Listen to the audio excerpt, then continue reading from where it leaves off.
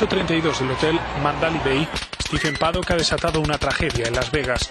Al menos 58 personas han muerto y 515 han resultado heridas. Es día de luto nacional después de la peor masacre a tiros perpetrada en la historia de este país, el tiroteo en un nightclub de Orlando, Florida. Al menos se contabilizan 50 muertos, 53 heridos. El 14 de febrero del 2018, la alarma de incendio comenzó a sonar. Un exalumno de la escuela de 19 años, que armado con un fusil de asalto AR-15, mató a 17 personas, entre estudiantes y empleados, y dejó heridos a 20 más.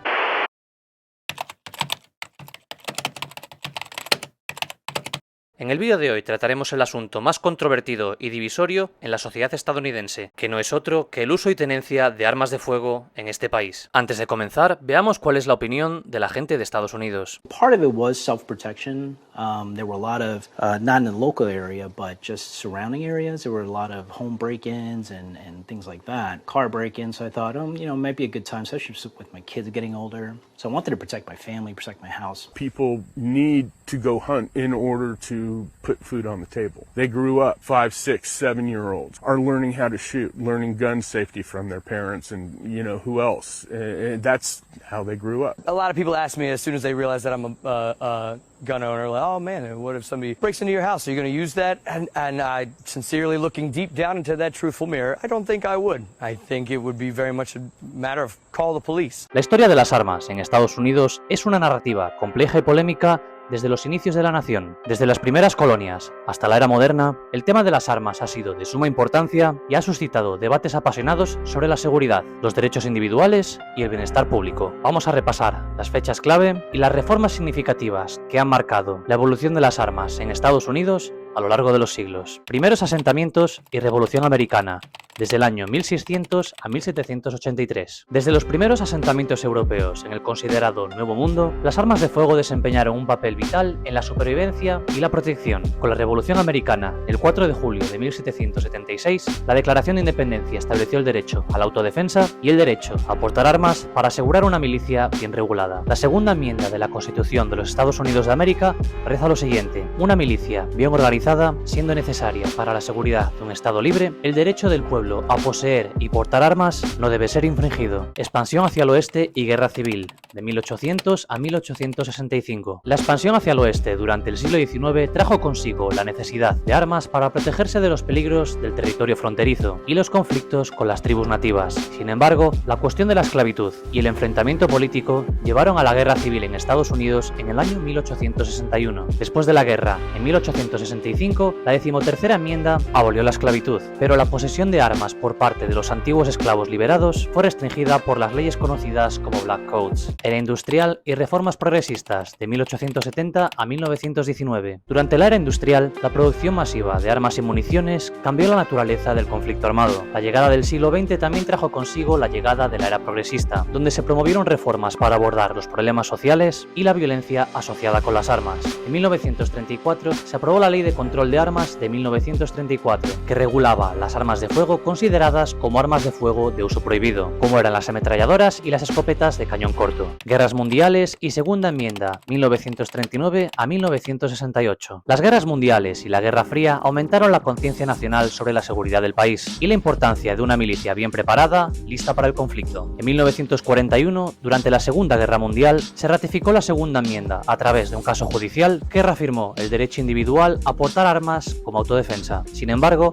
la violencia civil y los asesinatos prominentes, incluidos los de John Kennedy, Robert Kennedy o Martin Luther King Jr., generaron una creciente preocupación por el acceso a las armas. Reformas y desafíos contemporáneos, de 1968 a hoy en día. En 1968 se promulgó la Ley de Control de Armas de 1968 como respuesta a los asesinatos de personalidades públicas y a la violencia civil. Esta ley estableció requisitos más estrictos para la compra de armas y prohibió la venta de armas de fuego a ciertos tipos de personas, como criminales convictos o personas con problemas mentales. Desde entonces, las cuestiones relacionadas con las armas han seguido siendo una parte integral del discurso político en Estados Unidos. A medida que la nación enfrenta tiroteos y aumenta la preocupación por la violencia armada, han surgido nuevas llamadas a la acción para implementar reformas más estrictas para regular la venta y posesión de armas.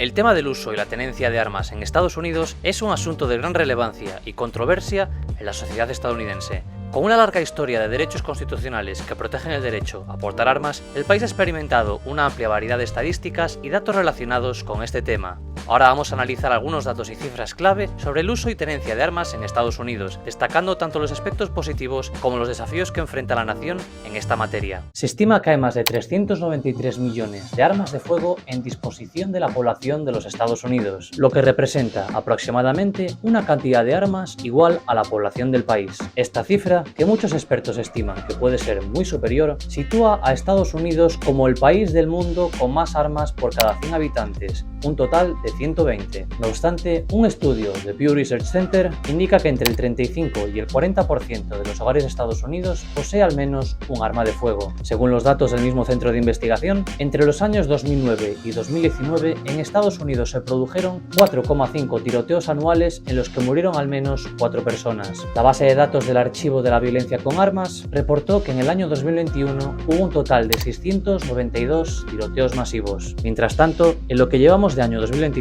se produce una media de un tiroteo a la semana. En el año 2020 hubo casi 20.000 homicidios cometidos con armas de fuego en Estados Unidos, siendo la tasa de homicidios con este tipo de armas por cada 100.000 habitantes mucho mayor comparada con otros países desarrollados. Esto también afecta a los suicidios, ya que la mayoría de las muertes por suicidios en este país norteamericano involucran armas de fuego. En el año 2020, un 50,4% del total de los suicidios fueron cometidos utilizando armas de fuego. En cuanto a los accidentes con este tipo de armas, en el año 2020 se reportaron un total de 610 muertes por accidentes con armas de fuego en Estados Unidos. Durante el mismo año, se estima que ocurrieron casi 24.000 lesiones involuntarias ocasionadas por este tipo de arma. Fíjate en los siguientes gráficos. En el que ves ahora mismo se representa el número de tiroteos en países desarrollados desde los años 1998 hasta 2019. Estados Unidos gana por goleada. Y en este otro puedes ver el ratio de posesión de armas y homicidios en países desarrollados. Estados Unidos vuelve a liderar por mucha diferencia.